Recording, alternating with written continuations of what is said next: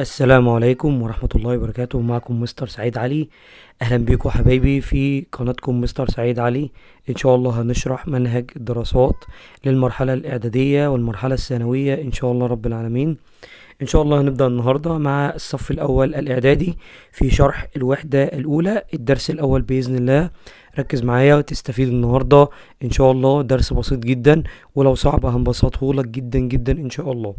في البداية كده لو ما كنتش عملت اشتراك في القناة اعمل اشتراك للقناة عشان يوصل لك كل فيديوهاتنا بإذن الله، وكل حاجة هتحتاجها هتلاقيها موجودة بإذن الله رب العالمين على منهج الدراسات.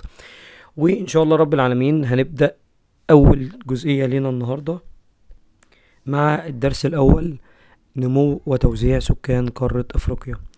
لو ما كنتش عملت لايك للقناة اعمل لايك عشان يوصل الفيديو لكل زمايلك إن شاء الله ويستفيدوا، والدال على الخير كفاعله إن شاء الله.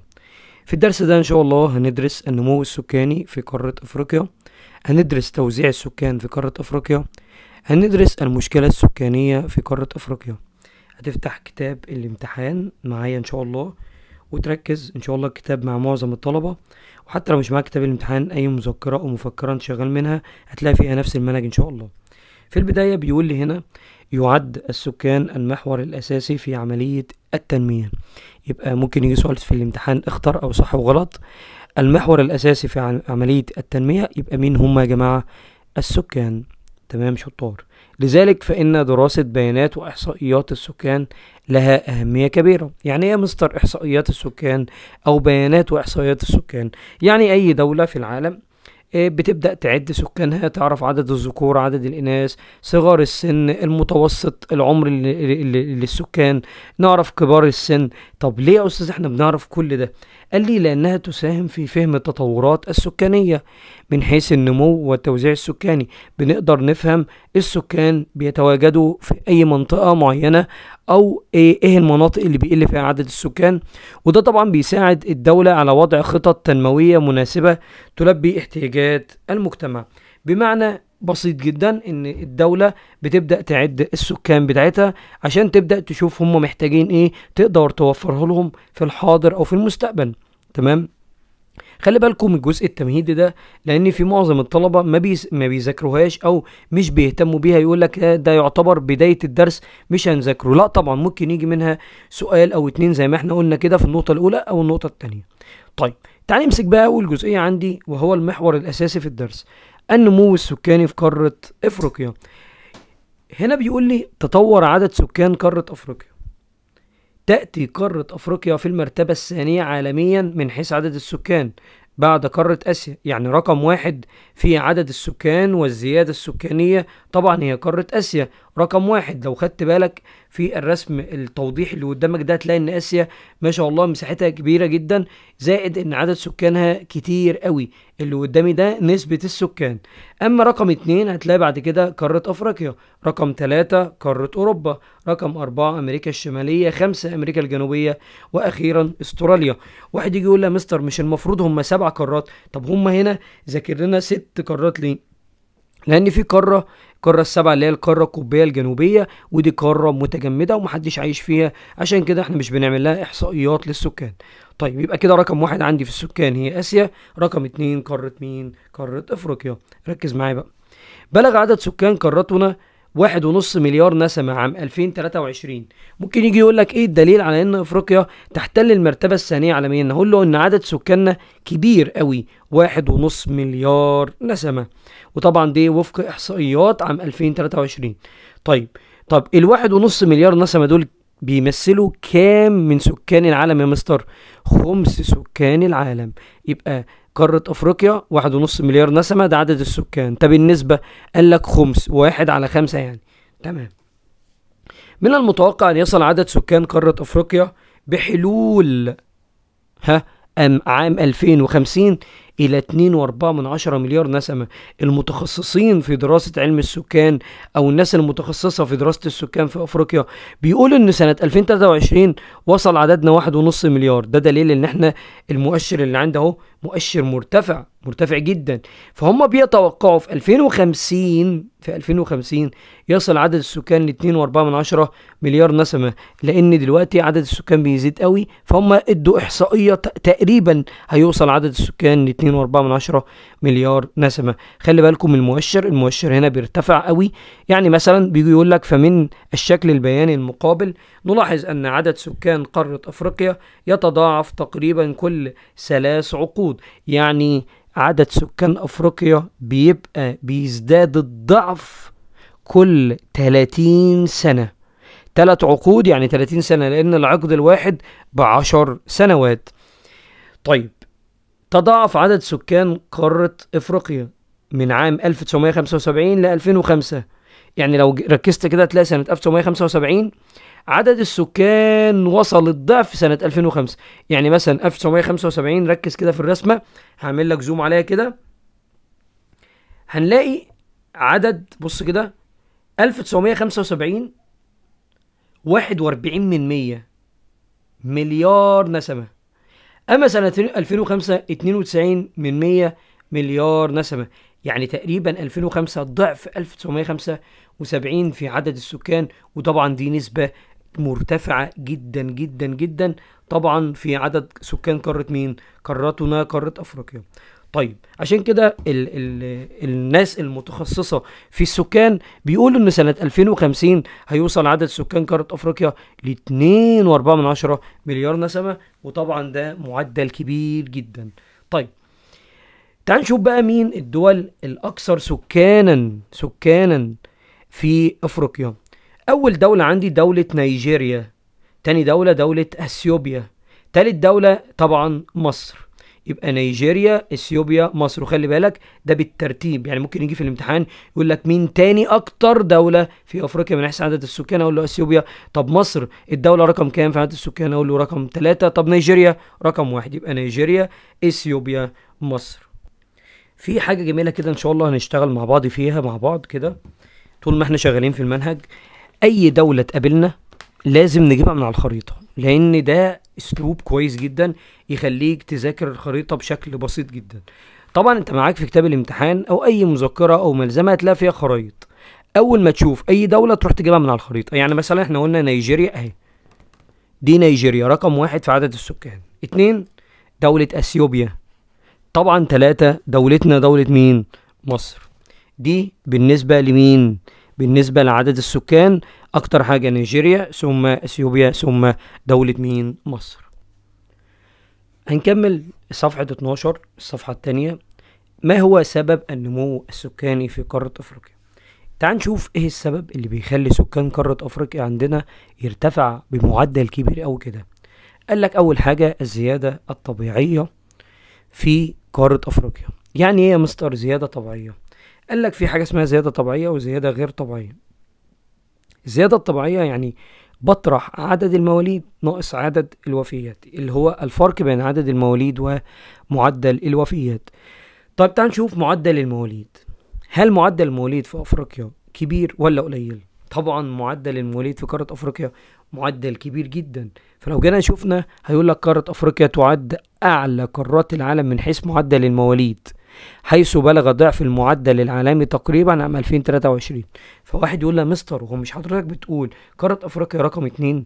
لا، احنا قلنا في الصفحة اللي قبلها يعني قارة افريقيا رقم 2 في عدد السكان. انما مين اكبر قارة فيها عدد مواليد كتير؟ اقول له قارة افريقيا اعلى قارات العالم. طب ازاي مستر؟ قال لك هو المتوسط بتاع العالم 17 في الالف. يعني ايه يا مستر 17 في الالف؟ 17 في الالف يعني كل 1000 واحد في 17 واحد مولود. طيب في افريقيا بقى المتوسط طبعا ده كبير جدا، هتلاقي ان العالم كله 17 في الالف، احنا قارة افريقيا 32 في الالف، يعني كل 1000 مولود او كل 1000 واحد من السكان في 32 طفل لسه مولود. طبعا دي معدل كبير جدا.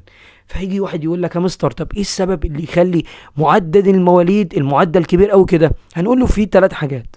1 كثرة الانجاب. 2 الزواج المبكر. كثرة الانجاب يعني الناس بتخلف كتير قوي.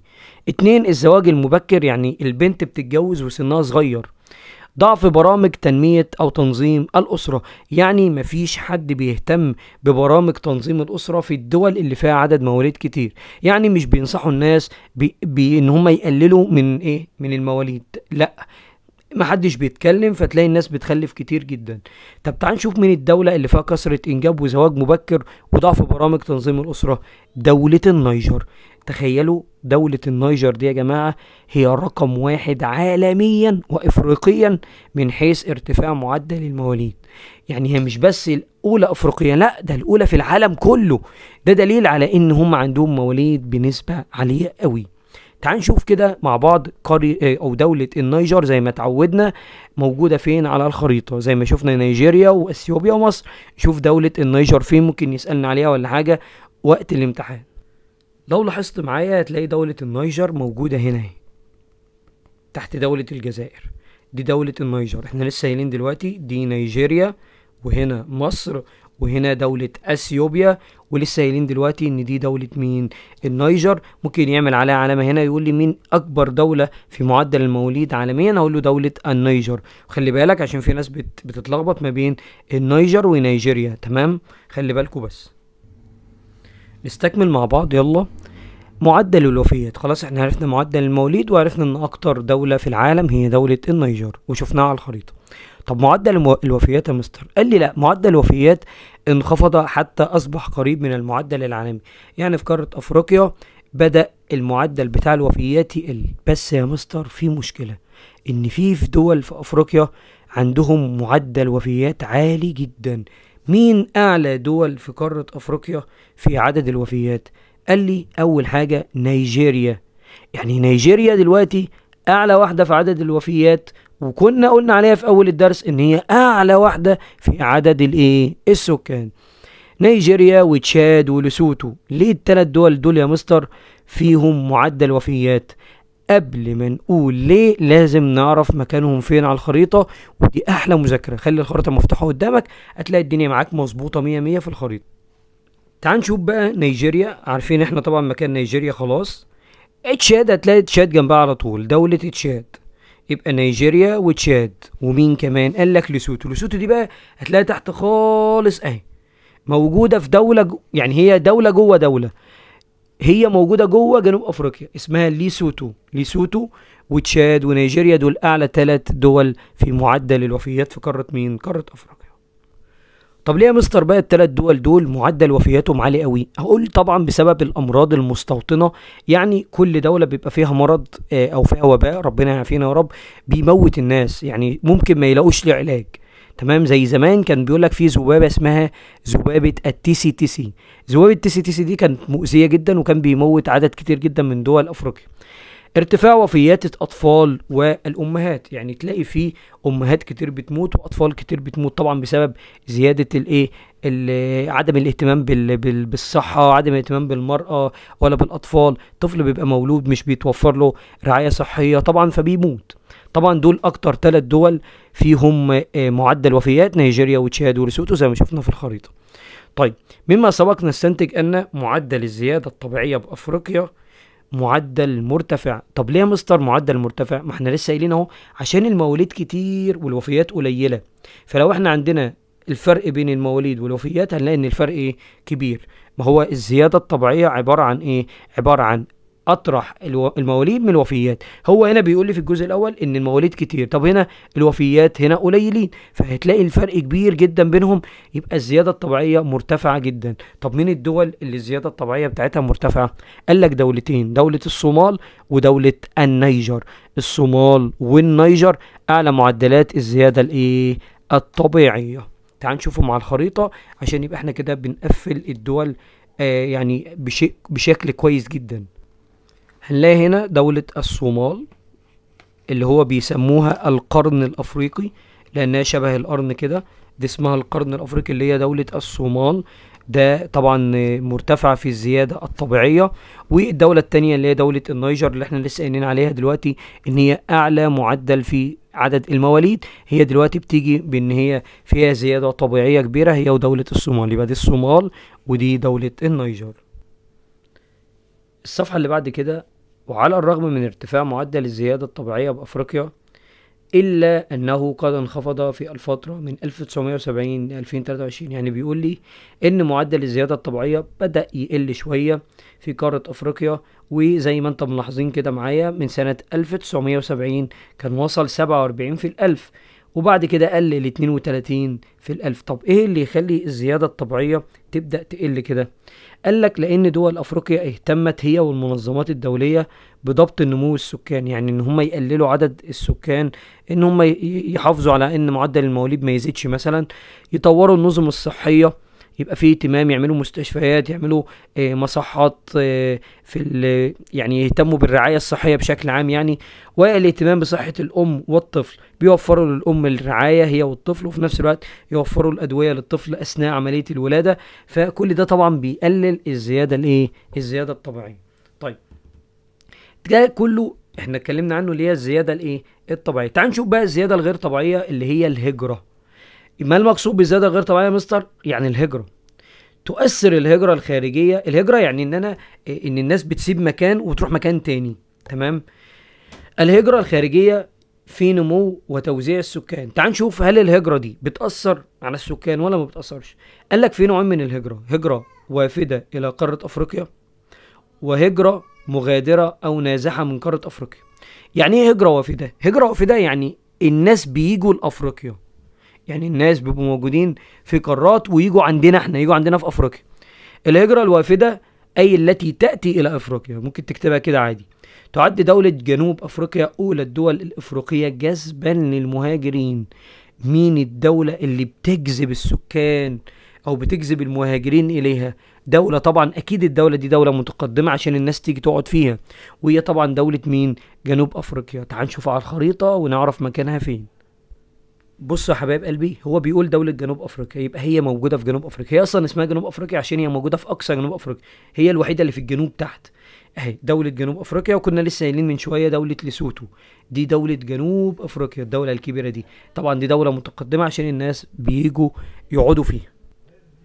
أما الهجرة المغادرة أو النازحة من أفريقيا، يعني الناس بتسيب أفريقيا، يعني بينزحوا منها، يعني بيسيبوها. طب بيروحوا فين؟ قال لك بيروحوا الى اوروبا، امريكا الشماليه، ودول الخليج العربي. زي ما احنا بنشوف دلوقتي الناس بتسيب قاره افريقيا وبعد كده يروحوا لاي دوله من دول اوروبا وامريكا الشماليه او دول الخليج العربي. طب ايه السبب اللي يخلي الناس تسيب البلد وتمشي، اللي هي اسباب الهجره الخارجيه؟ قال لك البحث عن فرص عمل افضل وتحسين مستوى المعيشه. الناس بتسافر وبتسيب القاره وبيعملوا هجره خارجيه، بيسيبوا البلد يعني ويمشوا عشان يدوروا على فرصه عمل يشتغلوا، وبيحسنوا مستوى معيشتهم عشان يعيشوا عيشه افضل يعني. وبيدوروا على فرص تعليم افضل، البحث عن فرص تعليميه افضل. ممكن الناس تسيب القاره وتروح تتعلم مثلا في جامعه في امريكا، في جامعه في المانيا، في جامعه في فرنسا، في انجلترا، بيشوف ان ده فرصه افضل للتعليم يعني. 3 عدم الاستقرار السياسي والحروب. دولة مثلا فيها حروب، فيها ثورة ولا أي مشكلة، فتلاقي الناس بتحس بقلق وعدم استقرار، فبيقول لك أنا هسيب البلد اللي أنا قاعد فيها أو هسيب القارة كلها وأروح أقعد في أي دولة من دول أوروبا أو أمريكا الشمالية أو دول الخليج العربي، عشان دولة مستقرة ما فيهاش حروب ولا أي حاجة، وأنا أقدر أشتغل أو أقدر أتعلم. فكل واحد ليه تفكيره يعني. وطبعا دي سبب من أسباب الهجرة الخارجية. نتيجة للأسباب السابقة يلجأ الكثير من سكان أفريقيا بطرق غير قانونية. يعني مثلا لو جينا شغلنا دماغنا كده، واحد يقول يا مستر هو هل السفر لقارة أوروبا سفر سهل؟ يعني أكيد محتاج فلوس كتير، بيحتاج مثلا 900,000 ولا 800,000 جنيه. طب أنا أعمل إيه؟ قال لك بقى في ناس بيعملوا حاجة اسمها الهجرة الغير شرعية. هجرة غير شرعية مثلا بدل ما كنت هتدفع 800,000 جنيه وتسافر بشكل منتظم وشكل قانوني، قال لك لأ، هتعمل هجرة غير شرعية. يعني ايه يا مستر؟ يعني انتقال الافراد بين الدول بطرق غير قانونية، سواء عبر الدخول الى دولة ما دون تصريح، يعني بيروح بطريقة غير قانونية وبيدخل البلد بطريقة مش مصرح ليها، او ان هو يتجاوز مدة الاقامة القانونية. يعني مثلا الاقامة بتاعته تبقى 2 سنين، هو يقعد 7-8 سنين. ده معناه ان هو هربان من الحكومة اللي موجود فيها، فبالتالي ده بيأثر عليه وتعتبر هجرة غير شرعية. طيب دي طبعا طرق مش كويسة وطرق سلبية جدا. فلو لاحظت بص كده معايا الرسمة ديت، رسمة فيها معاناة وفيها بؤس كبير، ناس راكبين مركب والمركب بتتقلب بيهم، عدد الناس كتير جدا. دي هجرة غير شرعية. تلاقي الشباب لسه صغير ويروح يدفع 200,000 ولا 300,000 ويركب مركب زي دي، فايه اللي يحصل؟ قال لك ما النتائج؟ زادت الهجرة الغير شرعية من افريقيا لاوروبا. ايه اللي بيحصل لما الناس تسيب افريقيا وتروح تعيش في دول اوروبا بس بطريقة غير شرعية؟ قال لك اثر سلبا على استقرار وامن الدولة. ده حاجة طبعا مش محتاجة كلام، بيأثر على الدولة جدا. يعني مثلا الناس اللي بتهاجر وتروح اوروبا دي اكيد بتتأثر، لان الناس دي داخلة البلد بطريقة غير قانونية. طب المهاجرين بقى بيحصل لهم ايه؟ قال لك يتعرض المهاجرين غير الشرعيين لايه؟ قال لك يتعرضون للعديد من الاخطار مثل الغرق في البحر او الاستغلال. يعني ممكن وهم راكبين المركب كده يغرقوا، او حد يستغلهم وياخد منهم فلوس كتير جدا عشان يسفرهم. يعني كده كده اما هيضحك عليه او يغرق في الميه. ولو وصل البلد هيحصل له ايه؟ الحرمان من حقوقهم في الدول التي يهاجرون اليها. اوعى تفتكر ان انت لما تروح تعيش في دولة من دول اوروبا او امريكا الشمالية انت كده هتحصل على الحقوق بتاعتك ويبقى زيك زي المواطن اللي هناك. لا طبعا، انت هتتحرم من حقوقك. ليه؟ لانك انت رايح بطريقة غير شرعية غير قانونية. انت لو حد اذاك مش هتعرف تروح تشتكيه. ليه؟ لانك لو رحت اشتكيته هيقبضوا عليك وممكن يرحلوك للبلد اللي انت جاي منها. فطبعا ده بيأثر عليك طبعا. لذلك تسعى الدول الافريقيه الى تحقيق مزيد من التنميه. طبعا دول افريقيا بقى قالت بقى عشان الشباب بتاعنا ما يسيبش البلد ويمشي، لازم نهتم بان احنا نعمل لهم فرص عمل، والكلام ده هنشوف دلوقتي هيعملوا ايه بالظبط عشان يبقى فيه تنميه جوه القاره والناس ما تسيبش القاره وتروح اي قاره تانية. تعال نشوف بقى قاره افريقيا تعمل ايه عشان تقلل كلمه للحد دي، يعني تقلل او تمنع الهجره الغير شرعيه. بص يا سيدي، اول حاجه تحسين المستوى الاقتصادي وتوفير فرص عمل للشباب. مش احنا بنقول ان الشباب بيسيبوا البلد عشان ما فيش فرص عمل؟ اهي قارة افريقيا بقى هتحسن المستوى الاقتصادي وتوفر فرص عمل للشباب. دي اول حاجة تخلي الشباب ما يعملوش هجرة خالص. 2، تنفيذ حملات للتوعية بمخاطر وعقوبات الهجرة الغير شرعية. نخوف بقى الشباب ونقول لهم ان الهجرة الغير شرعية ديت اما ممكن تموت او حد يستغلك، او لو رحت القاره دي او الدوله اللي في اوروبا دي مثلا او في امريكا او في دول الخليج بطريقه غير شرعيه طبعا هيأثر عليك وممكن يعاملوك معامله مش كويسه طبعا لانك هربان بطريقه غير شرعيه. انت فاهمني؟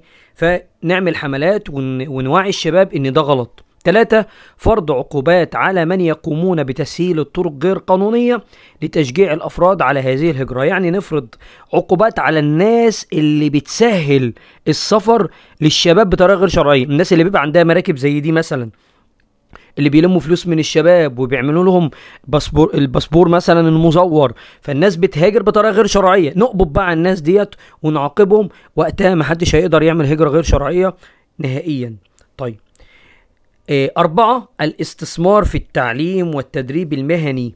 ان احنا نعمل مراكز للتدريب المهني عشان ندرب الشباب عشان يبقى عندهم مهارات لازمة لسوق العمل. يعني احنا مثلا هنعمل مصانع في الدولة مثلا، فالشباب دول بقى لما يتعلموا في مراكز التدريب المهني دول يبقى عندهم وعي بالشغل ويقدروا يشتغلوا، يبقى عندهم يعني عندهم مهنة يقدروا يشتغلوا بيها ويبقوا شطار في الشغل بتاعهم يعني.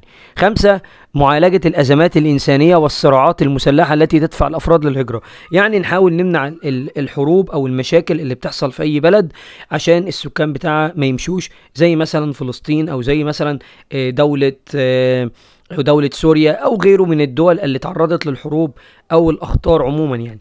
يبقى 1، تحسين المستوى الاقتصادي وتوفير فرص عمل. 2، تنفيذ حملات للتوعية بمخاطر وعواقب الهجرة الغير شرعية. 3، فرض عقوبات على من يقومون بتسهيل الطرق غير قانونية لتشجيع الأفراد على هذه الهجرة. 4، الاستثمار في التعليم والتدريب المهني ليا شباب عشان نزود الشباب بالمهارات اللازمة لسوق العمل. وأخيرا معالجة الأزمات الإنسانية والصراعات المسلحة التي تدفع الأفراد للهجرة. طبعا في الصفحة اللي قصادها هيبقى في تدريب، هتاخدوا واجب وتعملوا واجب بعد ما تذاكر الجزئية اللي فاتت ديت، هتحل الأسئلة وإن شاء الله هتلاقيها معاك سهلة جدا وبسيطة.